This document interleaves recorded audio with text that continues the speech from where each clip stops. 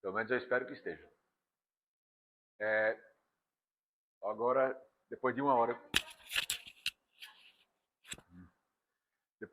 conversando, inclusive sobre Taylor Swift, que realmente não era algo que eu esperasse discutir em sala de aula,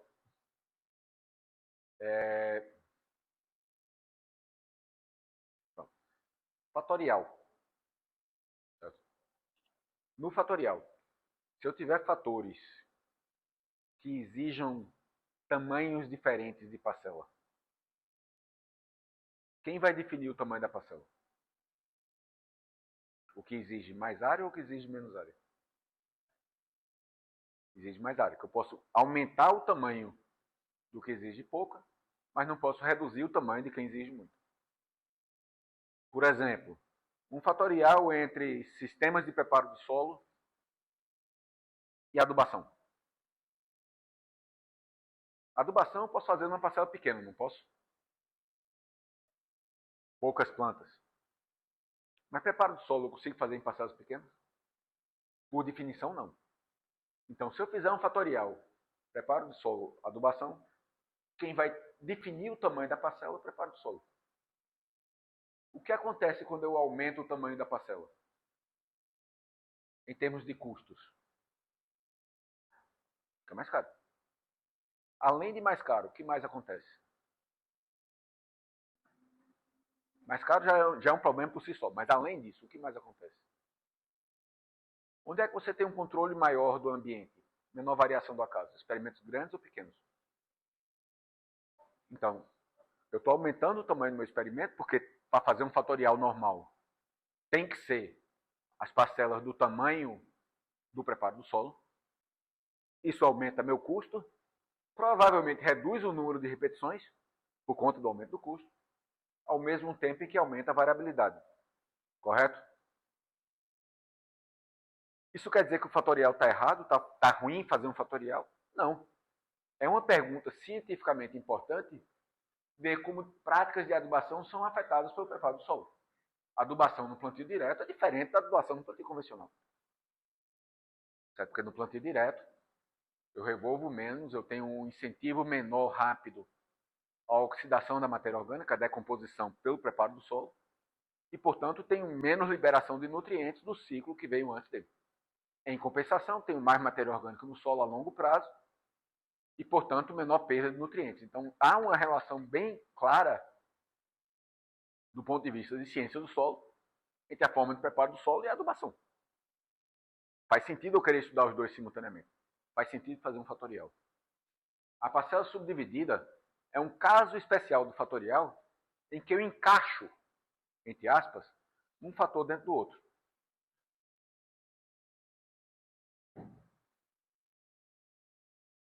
E aí, pelas caras, eu acho que está na hora de fazer um desenhozinho.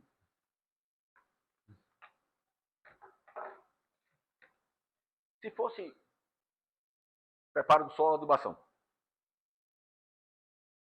No fatorial normal, onde é que tem um lixeiro aqui? Joga lá, por favor.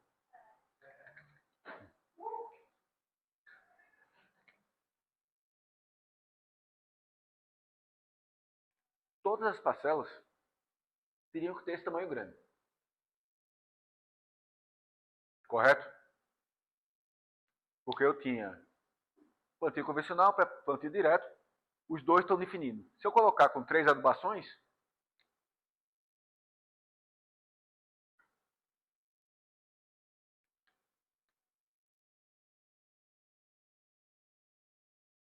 minhas 6 parcelas de uma repetição seriam assim. Todo mundo está vendo? Eu vou usar uma área grande, entre aspas, porque o preparo de solo exige essa área grande, é um fatorial normal. Toda a área de cada parcela vai receber o mesmo adubo. Confere? Na parcela subdividida, o que é que vai acontecer?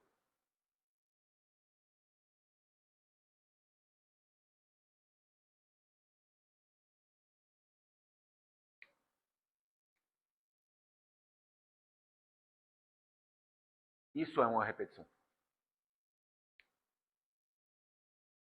As parcelas de adubação são encaixadas dentro das parcelas de preparo do solo. São subparcelas. O que aconteceu com isso? Eu continuo tendo 6 unidades experimentais. Só que ao invés de usar 6 áreas iguais, eu estou usando apenas 2 áreas iguais. Está fazendo sentido, gente? E por que a gente não usa isso o tempo todo? Porque isso não é a 10ª maravilha do mundo. Porque tudo tem um custo na vida. Tem nada de graça. Por enquanto a gente respira de graça, mas é só isso. Qual é o problema? Quantas variações do acaso diferentes nós temos aqui? Uma. É a variação de uma parcela para outra. Correto? E aqui? Nós temos uma variação do acaso entre as parcelas grandes. A área como um todo pode ser diferente devido ao acaso. Mas dentro das parcelas nós temos uma outra variação do acaso entre as subparcelas. Está dando para visualizar isso? Então, o nosso grau de liberdade do resíduo, que era um só, vai ser dividido em 2. Uma parte para a parcela principal, outra parte para a subparcela. Então, os dois vão ter necessariamente menor precisão estatística do que se fosse um só. Necessariamente. É inerente ao arranjo de tratamentos. Vocês vão encontrar em qualquer livro que vocês forem procurar, ou se não forem procurar, iriam encontrar, que há uma precisão maior para os fatores que estão na subparcela. O que é verdade. Porque eu tenho mais grau de liberdade do resíduo na subparcela. Isso é verdade, não é falso não. Só que mesmo assim é menor do que seria se fosse um fatorial normal. Então, em que horas faz sentido usar isso aí? Quem me dá um palpite?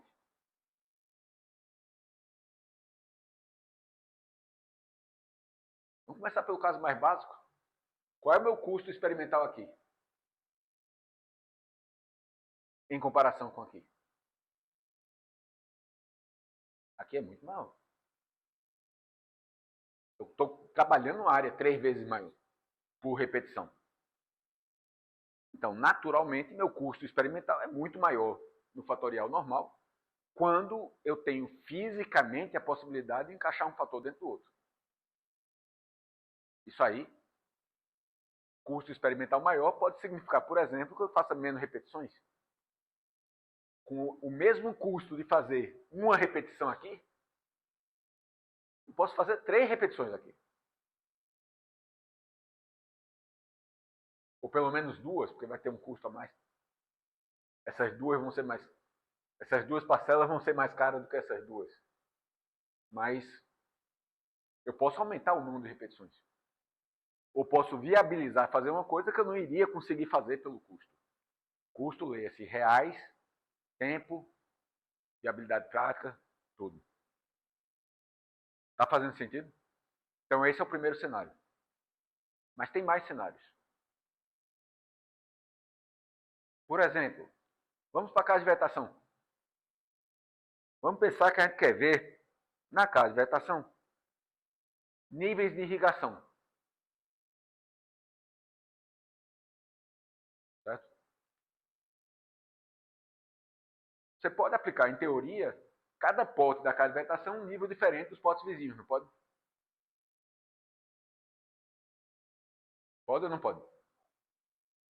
Mas o que é que você acha que vai acontecer na prática na hora de fazer isso? vai aumentar ou não vai aumentar a chance de erros de condução? Vai aumentar a chance de erros de condução. Você poderá introduzir, independente de erros, uma maior variabilidade do acaso pelo sombreamento. Um que está levando mais seca junto de um que está levando mais água, vai levar mais sombra. A diferença entre eles é somente a seca ou a sombra está fazendo efeito? Então você tem uma série de coisas que pode afetar a mais o experimento. Então, o que é que eu posso fazer? Faço um bloco, né?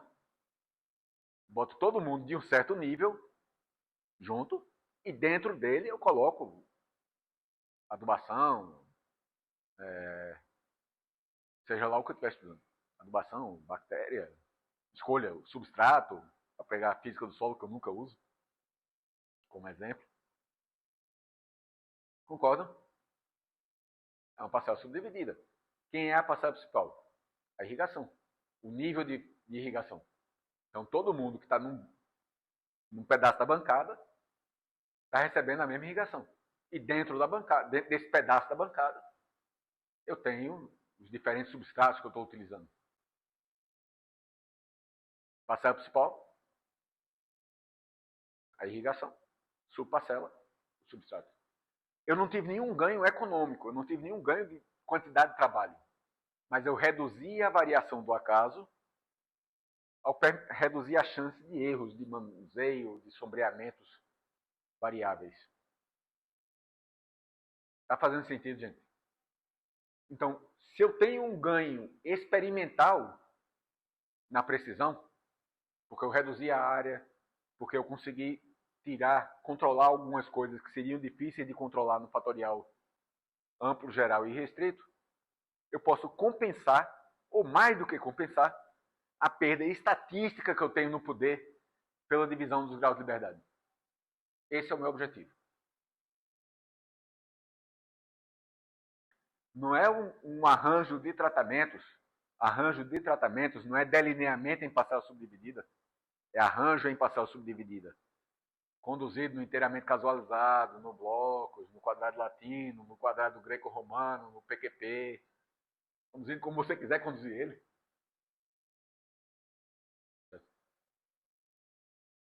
Não é um delineamento, é um arranjo. Não é o arranjo padrão. O seu padrão deve ser o fatorial. Se você vai trabalhar com mais de 2 fatores, use o fatorial como padrão. Agora, avalie se no seu cenário em particular não tem um ganho em indo para a parcela subdividida. Eu consigo ver o ganho, eu consigo dizer qual é o ganho, chegar para o meu orientador, eu vou querer fazer parcela subdividida porque eu vou controlar isso aqui. Eu vou reduzir essa variação do acaso. Chegar para o avaliador do projeto e na hora que disser, vai ser em arranjo em parcela subdividida, parcela principal é tal fator por conta disso, subparcela é esse fator aqui. Use. Nesse cenário. E não simplesmente, eu vou fazer em parcela subdividida porque vai ter mais precisão com o fator. Não vai ter. Vai ter menos. Você perde precisão estatística sempre que usar parcela subdividida. Então você tem que saber onde é que vai ganhar a precisão experimental para compensar essa perda estatística. Está fazendo sentido? E esse é o assunto fácil de hoje. Só isso, basicamente isso. Tem um pouco, tem mais 8 slides. Se você entende essa lógica, é um caso especial do fatorial que você vai usar quando dividir em níveis diferentes vai trazer um ganho experimental que compense uma perda estatística. Pronto, acabou. O resto é pirula.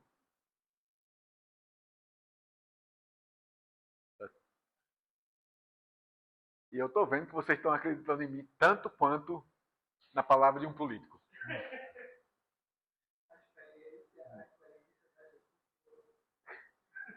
Poxa, fiquei magoado.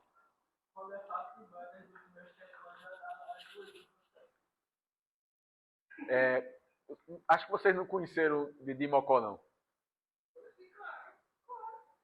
Vou me suicidar.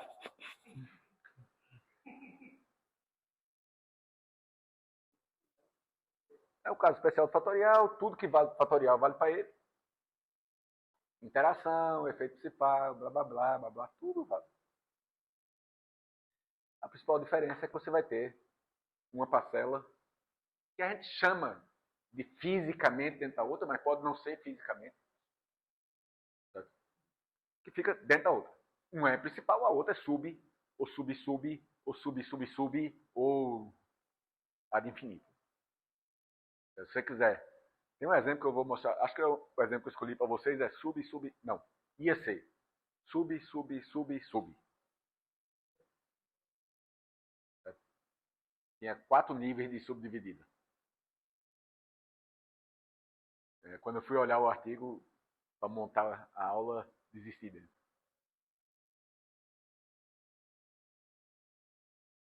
Como você tem parcelas diferentes, fisicamente no seu experimento, ou logicamente no experimento, você tem variações do acaso diferentes. Uma variação do acaso para cada nível. Se tem subdividida, você tem 2 variações do acaso. Se tem sub-sub, você tem 3 variações do acaso. Etc, etc, etc.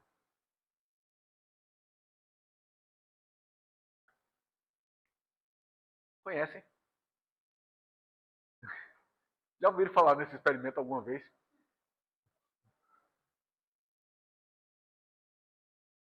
Nesse caso, o que é que nós temos? As parcelas do silvo pastoril, 1 hectare cada um. Se eu quiser avaliar a posição de amostragem em relação à parcela, se fosse um fatorial normal, o que é que teria que ser? 1 hectare e só mede nos 0 metros. Outro hectare só mede nos 2 metros. Outro hectare nos 4 e outro hectare nos 6. Para glicídia, já estou usando 5 hectares na primeira repetição. Para sabiá, mais 5 hectares na primeira repetição. Multiplique por 2 ou 3, você está falando de um experimento de 15 hectares. Não é exatamente uma coisa muito... Não, está falando de um experimento de 30 hectares, perdão. Não é exatamente uma coisa muito factível. Então, o que é que faz? Mede as 5 posições dentro de cada área. A chefe está ali falando. Eu vou falar lá com ela, que senão eu apanho. Hello, vem cá dar pra você. Você tá embora? Depois de eu brigar, acho que agora vai ser rápido. Meu Deus, eu tô brigando. Ó, pensa no número 6 a 12 dígitos.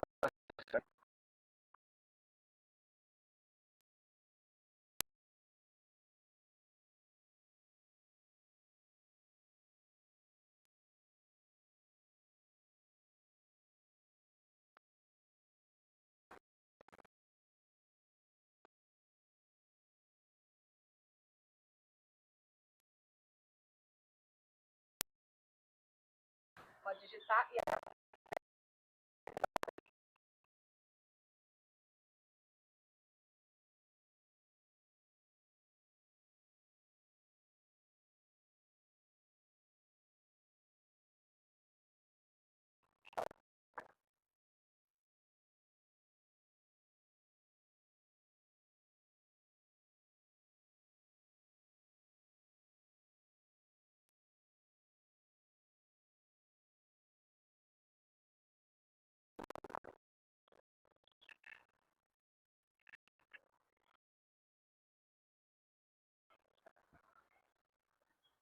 Eu sou o último.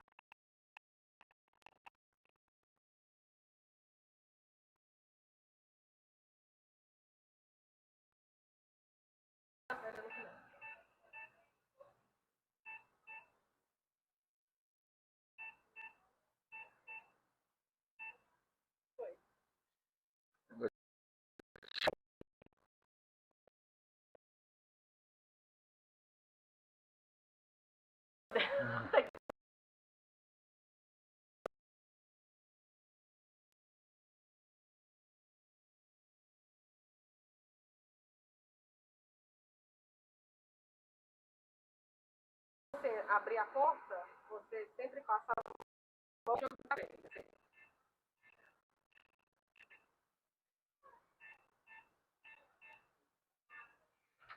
Pronto. Aí assim, espera um pouquinho.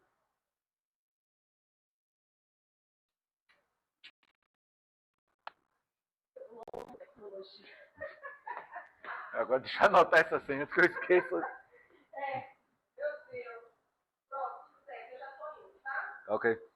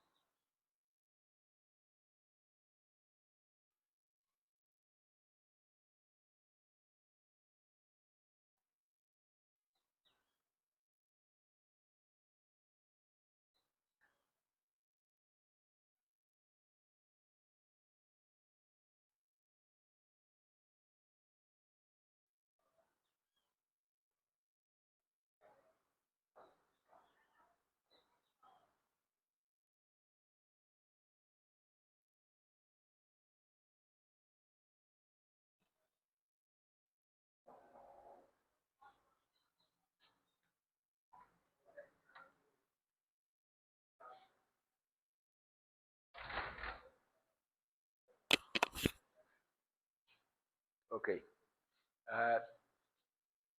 Eu estava descrevendo o experimento, né?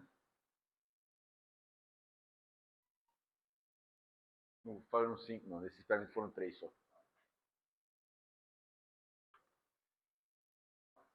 Ao 0, ao 4 e ao 8. Ou seja, a distância funciona como uma subparcela.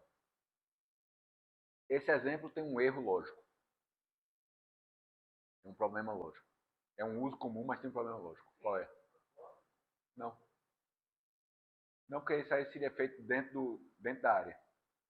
Tem 7 linhas duplas, então dentro da área, longe das bordas, então bordadura não é um problema. Tem outro problema. Quem consegue identificar qual é? No fatorial a gente faz o sorteio das posições, não é? Eu tenho como fazer o sorteio dessas posições? Não tem como sortear 0, 4 e 8. Certo? Eu faço ao acaso dentro da área, mas o efeito 048 não é realmente um efeito independente em relação ao posicionamento.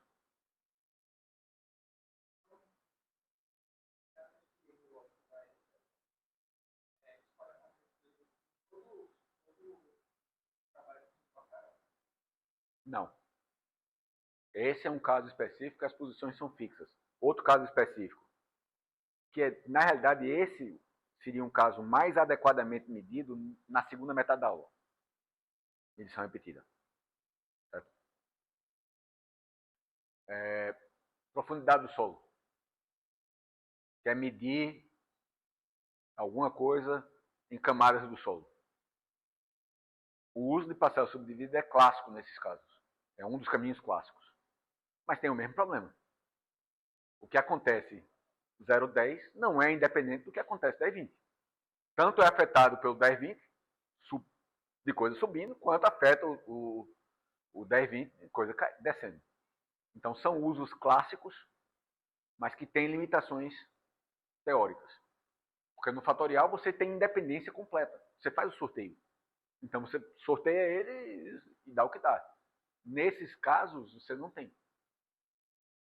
Certo? Mas por outro lado, se for esse exemplo aqui das adubações, você faz o sorteio com toda a independência.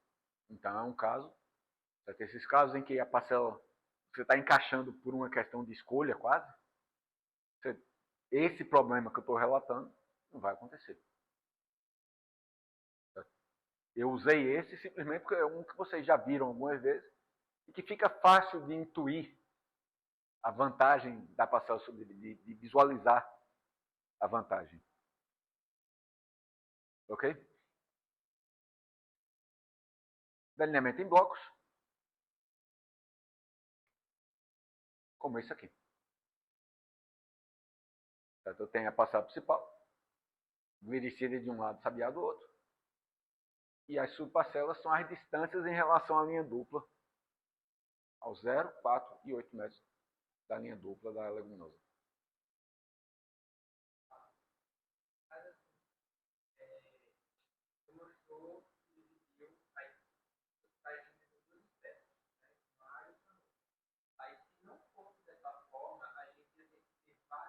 Se não fosse dessa forma, nós teríamos 6 áreas dessa. Isso aqui seria multiplicado por 3. Em cada área eu só iria olhar ou ao 0, ou aos 4, ou aos 8.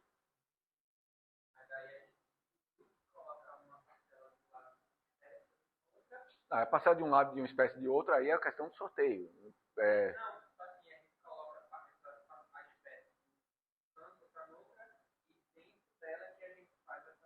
Dentro daquele hectare, ao invés de eu ter 1 hectare para medir aos 0, outro hectare para medir aos 4, outro hectare para medir aos 8, em 1 hectare só, eu meço aos 0, aos 4 e aos 8. Certo? Isso reduz a minha área e, portanto, reduz a variabilidade do ambiente. Certo? Porque, pensa só, se eu tivesse áreas diferentes,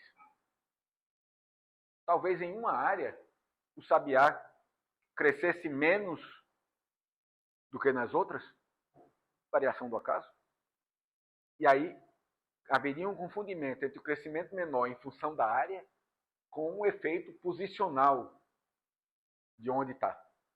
O 0, o 4 ou o 8.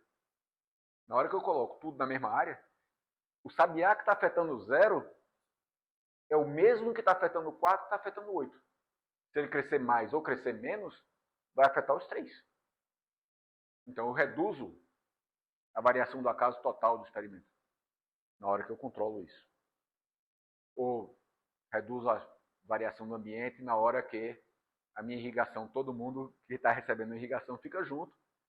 Então, tem menos chance de erro na irrigação e tem menor chance do sombreamento diferenciado, em função do crescimento diferenciado pela disponibilidade maior ou menor de água, afetar o diferencial entre tratamentos, por exemplo.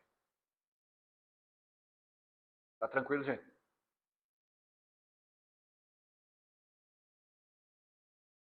Como é que você discute os resultados? Eu queria saber porque é que eu não tirei esse defeito especial.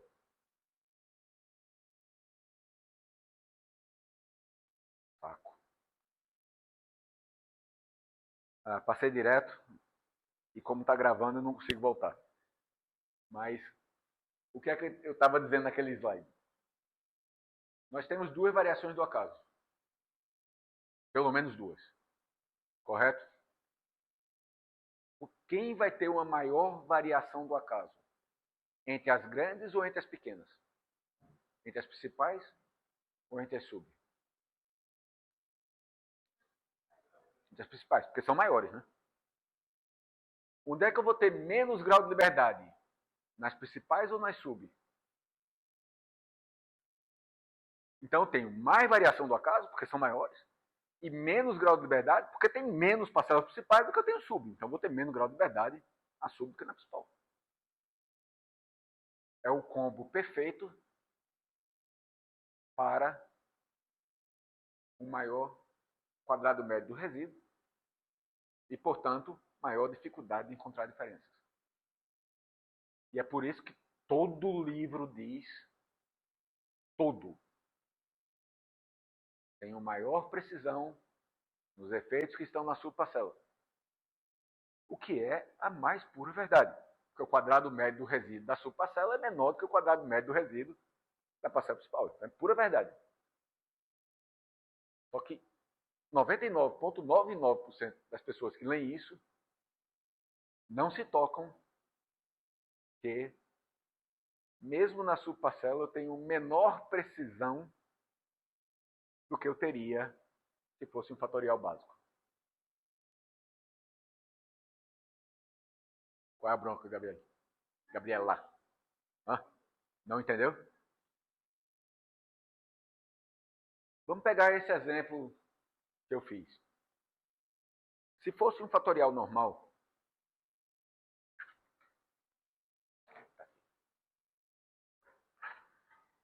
em azul, normal, em vermelho, subparcela, tá?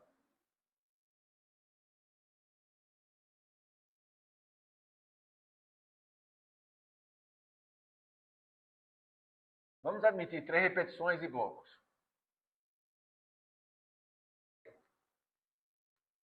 Normal. Quantos tratamentos eu teria? Eu tinha 2 espécies, 3 distâncias. 6 tratamentos com espécie tem 1 grau de liberdade, distância tem 2. Confere? Também tem 2. Blocos continua com 2. O total eram 6 vezes 3, 18. Portanto, 17. E o resíduo fica 10. Todo mundo está comprando aqui o azul?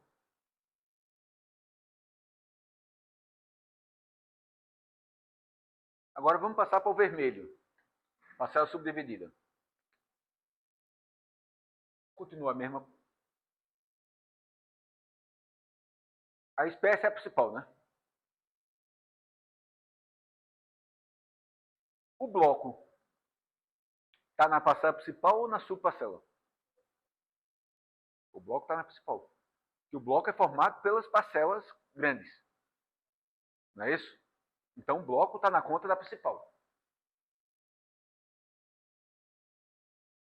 Quantas parcelas principais eu tenho nesse experimento? 2 em cada repetição. Eu não tenho repetições? Então tenho 3 hectares de glicida e 3 hectares de sabiá. Correto?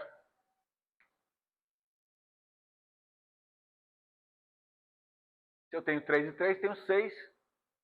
Ficam 5. Para tudo que envolve as principais. Sobra quem aqui ainda? O primeiro resíduo, né? A variação do acaso entre as principais. Chamado de resíduo A. Quando você faz na mão. Que tem 3 graus de liberdade. Eu tinha 5 para tudo que tem essas aqui. Já matei uma aqui. Está fazendo sentido até aqui? Agora, quem é que está faltando alocar? As distâncias, a interação e o segundo resíduo. Distância 2. A interação espécie-distância 2. No total, nós temos 17 graus de liberdade. Continua a ter 18 subparcelas. Aqui eu tinha 18 parcelas de 1 hectare cada. Aqui eu tenho 6 parcelas de 1 hectare cada. Mas, dentro de cada parcela, eu tenho 3 subparcelas. Nesse caso, pontuais. 0, 4 e 8. Hã? Não, o resíduo, o grau de liberdade total continua o mesmo. Continua a ter 18 pontos, portanto, 17 graus de liberdade.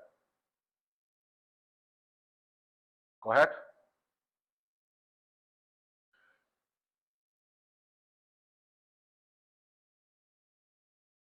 Desses 17, 5 estão aqui, né? 5 graus de liberdade correspondem às parcelas principais. Portanto, as subparcelas tem quanto? 12. Tudo que não está na principal está na sub. Até aqui está todo mundo junto, na mesma sala? Quem é que está faltando alocar na subparcela? O segundo resíduo.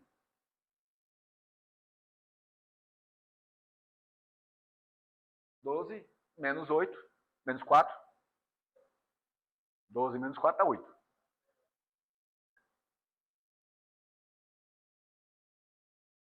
Todo mundo compra a lógica azul e a lógica vermelha?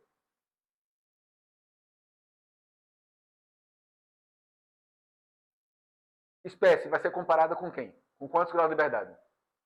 Quando for fazer o F da espécie, vai ser quadrado médio por quadrado médio, correto? Quadrado médio por quadrado médio, quadrado médio por quadrado médio. Todo mundo eu vou comparar com um quadrado médio de 10 graus de liberdade do resíduo. Está conferindo até aqui? No vermelho, espécie, vai comparar com qual grau de liberdade? Com A ou com B? Onde é que a gente vê a espécie?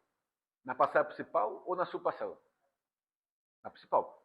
Então, se a gente só vê a espécie na principal, qual é o grau de liberdade que a gente vai usar? O da principal ou da sub? Da principal. Então, a espécie vai ser comparada com somente 3 graus de liberdade do resíduo. Consequência direta. Para encontrar uma diferença aqui, a diferença tem que ser grande. Ou a variação do acaso muito pequena. Confere, gente. A distância. Eu vou olhar na principal ou vou olhar na sub? Na sub. A interação. Bem, a interação só aparece quando tem os dois, né? A interação só é visível quando eu tenho os dois simultaneamente. E eu só tenho os dois onde eu posso ver a distância. E eu vejo a distância na sub. Então a interação eu vou olhar com a sub. E, portanto, com 8. Muito mais preciso do que a principal. Sem sombra de dúvida. Mas ainda menos preciso do que se fosse um fatorial normal. Clareou agora? Quem está na sub é mais preciso do que quem está na principal. Mas menos preciso do que seria se fosse um fatorial básico. Exceto. Onde é que vocês acham que eu vou ter uma maior variação do acaso total? Em 18 hectares ou em 6 hectares? Maior variação do acaso total, 18 ou 6? 18. Eu tenho uma área muito maior. Então, vou ter uma variação do acaso maior. Então, onde é que eu estou ganhando? Bem, primeiro, eu não conseguiria fazer os 18 hectares. Eu não ia ter dinheiro para fazer os 18 hectares. Então, já tem um ganho grande aí eu poder fazer a pesquisa que eu não poderia fazer. Independente disso. Certo? Independente de viabilizar a pesquisa. O meu objetivo na parcela subdividida é reduzir a variação do acaso através do melhor controle do experimento e, com isso, reduzindo a variação do acaso total, eu tenho uma precisão até maior do que eu teria se fosse no fatorial básico. Está fazendo sentido, gente? Não é um arranjo de tratamentos que você deva ir como padrão. Certo? Não é um arranjo de tratamentos que você vá como padrão. Mas é um arranjo de tratamentos que onde você consegue ver a justificativa lógica para ele, é extremamente poderoso. Estão comprando o que estou dizendo? Estou vendendo baratinho. Entenda um e leve 2.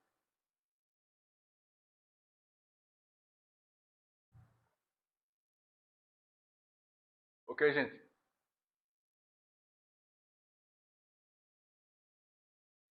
E alguém me manda uma mensagem, por favor, para tirar desse negócio de ficar passando de um em um.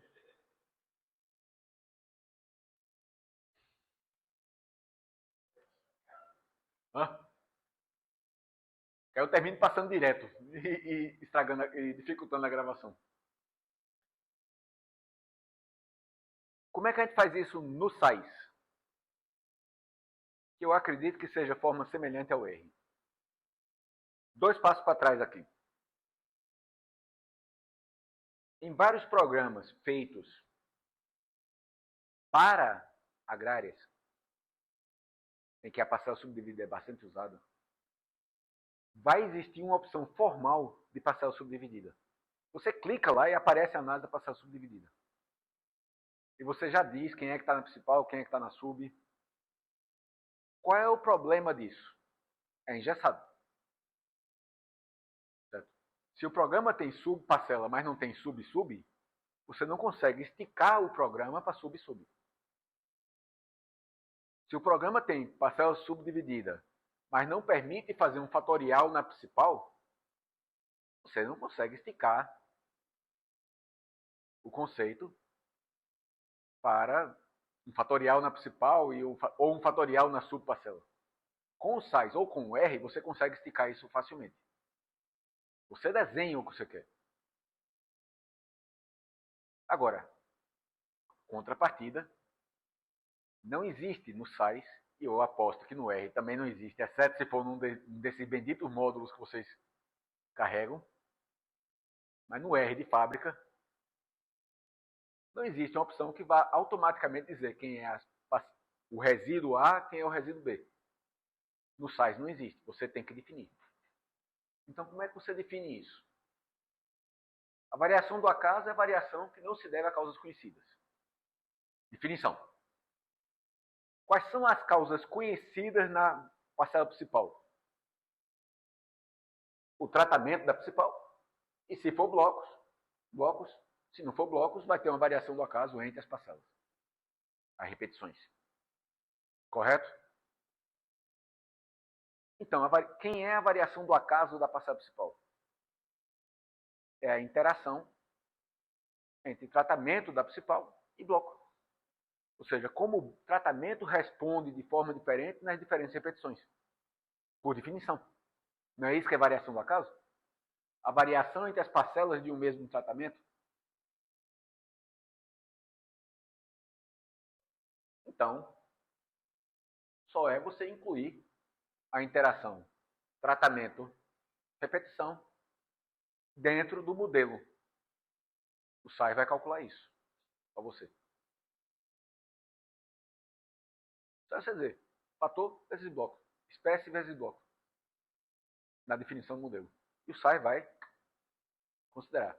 Na hora que o SAI considera, a variação do acaso geral, final, vai corresponder com a variação do acaso da subparcela. Se eu calculo isso aqui diretamente, a única coisa desconhecida que resta é a variação do acaso da subparcela. Faz sentido? Então, a variação do acaso que o SAI vai considerar em todas as contas é a variação da subparcela. E como é que você resolve o problema? Manda ele considerar para os fatores da parcela principal aquela variação do acaso que você considerou, calculou, a interação fator-bloco.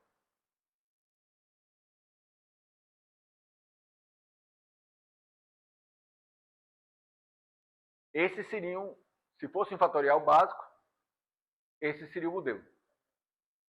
Concordam?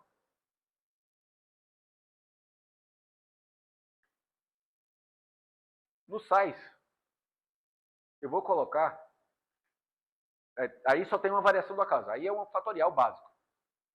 Só que a gente fez em parcela subdividida. E não adianta dizer para o SAIS, faça em parcela subdividida. Que vai dizer, não vai saber o que é. Também não adianta, make it in split plot. Ele vai continuar sem saber o que é. Se quiser usar outra língua, ele vai continuar sem saber o que é. Então você tem que definir. Como é que você define? Introduz a variação do acaso explicitamente. Ali em vermelho. Bloco vezes espécie.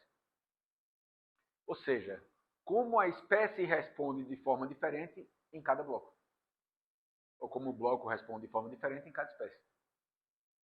E a definição de variação do acaso. Está fazendo sentido, gente? Todo mundo está acordado ainda? Começar a ficar um pouquinho em dúvida com relação a isso. Mas vou fazer de conta que estou acreditando.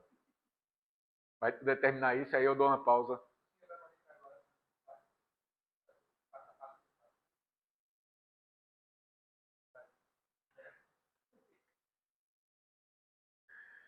que é isso aqui. Não tem a opção de fazer isso aí clicando diretamente. Ou melhor, incluir o bloco espécie, você inclui diretamente. Isso aqui você inclui sem digitar. Esses dois comandos aqui, não. O que é que esse comando está dizendo? H, teste. Você vai colocar um E no final para virar o português. O quê? Qual é a sua hipótese? H, espécie. Quem é o resíduo para a espécie? O erro. O E. Bloco vezes espécie. Para a espécie, para bloco. Para bloco simplesmente que eu quis colocar, porque não precisaria. Está fazendo sentido, gente? Depois, no ls-min, se eu não colocar qual é o resíduo, ele vai dizer, eu vou usar o resíduo. Quem é o resíduo? O resíduo B. Então, ele iria comparar as espécies pelo resíduo da sua parcela, quando deveria comparar pela parcela principal. Lembre-se sempre, o computador é o bicho mais burro que existe na Terra. Tá? Não tem bicho mais burro, exceto torcedor que se mata por causa de jogo. Esse aí ganha.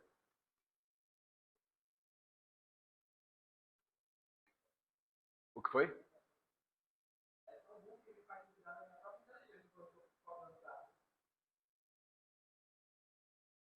Provavelmente o problema foi quando você mandou ele fazer.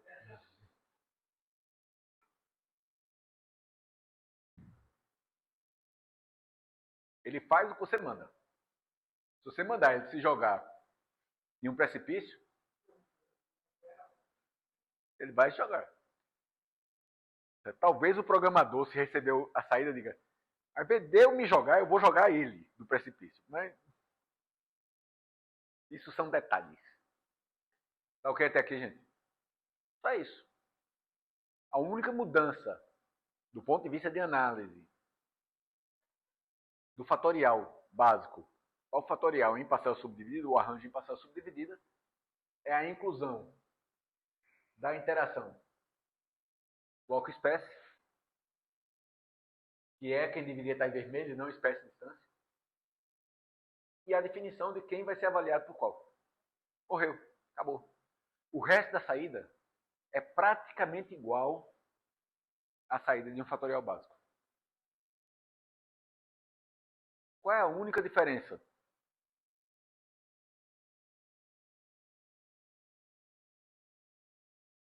Primeira parte, irmão gêmeo, né? Exatamente igual a qualquer fatorial que você já tenha visto saindo do SAIS. Agora nós temos um segundo quadradinho aqui. Veja o caso da espécie. Quando avaliou a espécie, ou seja, o efeito que está na principal, no primeiro bloco de avaliação, está considerando quem? O resíduo geral, que é o resíduo B, é o resíduo da subparcela. Correto? E aí foi quase significativo. Que não é um bom static case, mas vocês estão entendendo o que eu quero dizer. 6,7% de chance da diferença aparente entre as espécies ser devido ao acaso. Quando considerou o resíduo da subparcela, que está errado. O segundo bloco mostra a avaliação considerando bloco espécie como resíduo. Você definiu no modelo que bloco espécie era o resíduo para bloco e para espécie. E agora saiu de 6,7% para 19,83%.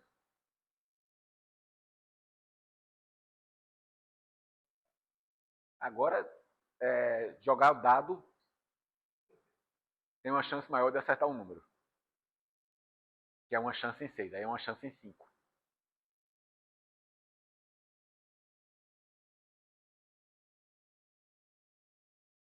É praticamente jogar dado.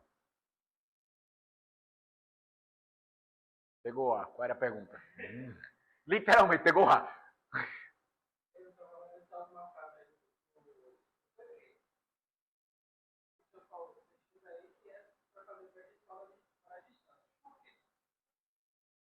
Nesse caso, porque a distância foi significativa. Ah, porque a espécie não foi significativa. Mas a saída dele, significativa ou não, é igual. Matrizinha, média, pá. Ok? Ou seja, a mecânica de fazer o truque é igual. A diferença só é, na análise, você definir corretamente quem é o resíduo qual. Ah, é uma sub-parcela. A lógica permanece a mesma. Ah, eu tenho um fatorial na parcela principal. Aí muda um pouquinho, porque você vai ter que definir no resíduo, você vai ter que criar mais um fator no modelo, que é o tratamento da principal, que são as combinações todas. Para poder fazer a interação entre essas combinações e o bloco como o resíduo. Tá? Porque se você pegar só cada um dos dois fatores, você não vai acertar a interação de todo mundo, que é o resíduo real. É só um pouquinho mais de trabalho. Sub. Vê quem é que está ali, define nessa forma de interação, inclui esse fator no modelo e manda o teste H e é. Morreu. Até aqui. Ótimo. A ideia é essa. Senão eu perco meu emprego, né? Se ficar tudo claro sem eu precisar mostrar, para que serve o professor? Hã?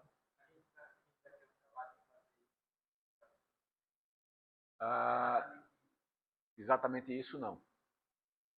O trabalho é sobre a segunda metade da aula. Lógico.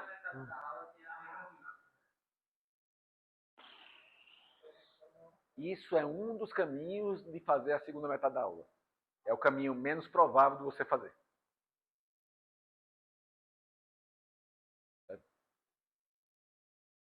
E agora um exemplo de parcela subdividida.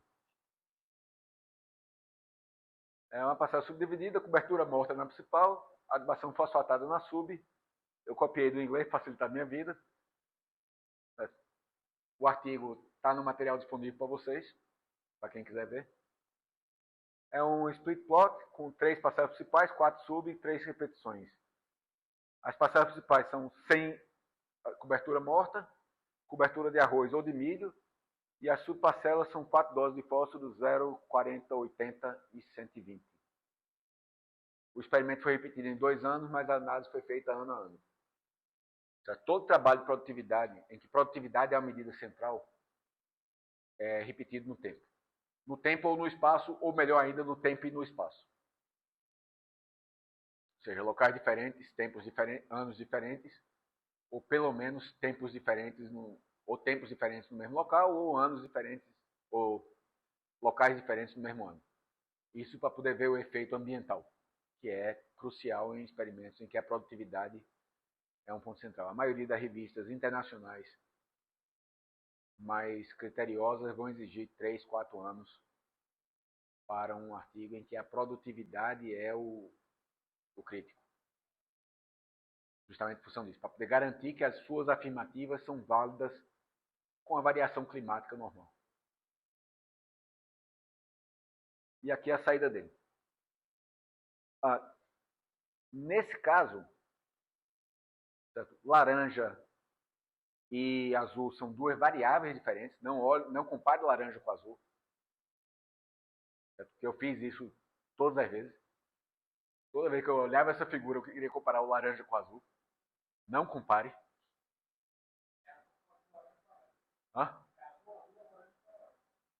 São variáveis diferentes. Você não pode comparar túbera com como. Qual é a comparação aqui? E aí ele tem um problema. Olha, aqui está falando do efeito principal.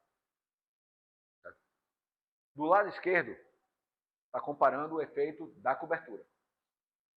As 3 coberturas em cada parte. Do lado direito está comparando somente o efeito do fósforo. Tá? Esse trabalho não teve interações significativas. Como é que ficaria a interação significativa aqui? Bem, primeiro, se os autores tiverem pena do leitor, vão fazer figuras separadas para cada parte da planta. Né? Vamos combinar que essa ideia aqui não ficou legal. E, inclusive, tem um problema lógico sério aqui.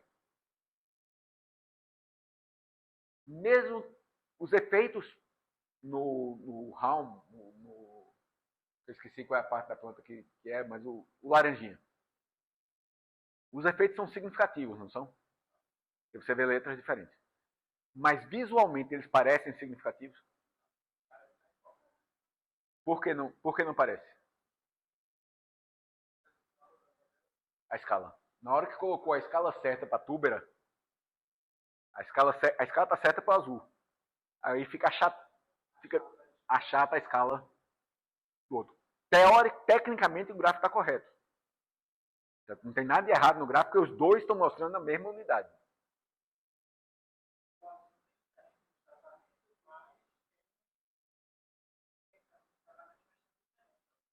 O azul tem significância nos tratamentos. São 2 A's, mas os 2 são maiores do que não fazer nada. Então tem um efeito significativo. Botar cobertura aumenta a produtividade de túbera. Certo? Tem um efeito significativo. Adubar com fósforo aumenta a produtividade. Que entra na categoria do... Certo? Mas podia ser que não aumentasse. Se a interação fosse significativa, como é que isso poderia ser mostrado? Bem, a forma mais simples seria desaparece o laranja, fica só o azul, e em cada P, 3 colunas. Uma coluna para cada cobertura. Ou, dependendo do que eu quisesse enfatizar, cobertura com 4 colunas para cada P. Ou 3 linhas 0 a 120 com uma linha para cada cobertura. Tá? Nesse caso seria possível linha porque eles escolheram 0, 40, 80, 120, podia ter sido 0, 35, 70. Existe um contínuo lógico ainda que tenham escolhido tratar esse contínuo, que também é válido como categorias separadas. Aí é uma escolha de pesquisa, de apresentação. A minha tendência natural com 4 pontos era já pensar em termos de uma linha para fazer